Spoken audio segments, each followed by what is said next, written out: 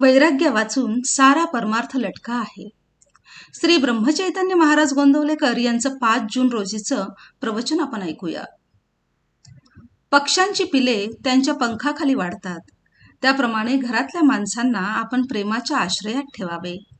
आपण त्यांच्यावर प्रेम करतो याची जाणीव ज्याला असेल त्याचे दोष काढलेले त्याला बोचत नाहीत. आईने मुलाचे दोष त्याला सांगितले तरी त्याला त्याचे वाईट वाटत नाही.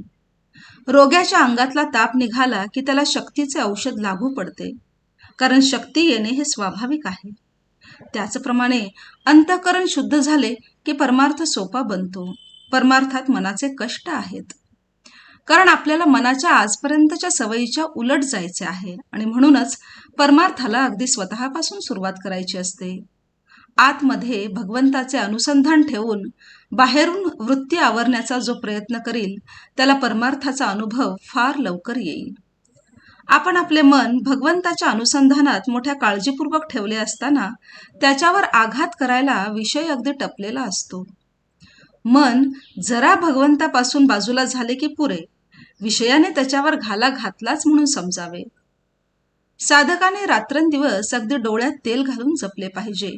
म्हणून परमार्थ म्हणजे अखंड सावधानता होय. प्रपंच आणि परमार्थ वेगळा नाही. प्रपंच अनासक्तीने आणि आनंदाने करणे हाच परमार्थ.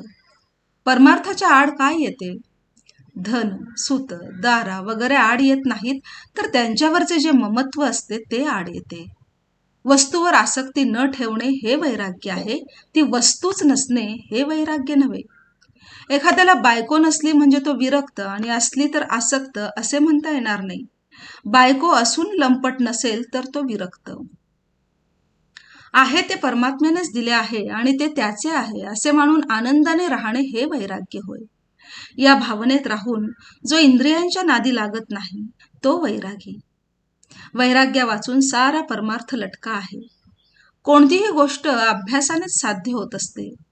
आज खरी भक्ती नाही म्हणून भगवंताचे स्मरण नाही, आणि भगवंताचे स्मरण ठेवण्याचा अभ्यास केल्याशिवाय खरी भक्ती येत नाही. शहाण्या माणसाने उगीच विकल्प न लढविता भगवंताचे स्मरण ठेवायला आरंभ करावा.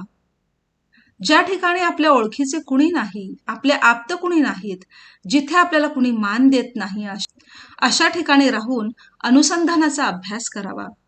जिथे कुणी आपल्याला ओळखीचे नाही असे स्थान आपल्या अभ्यासाला फार चांगले असते.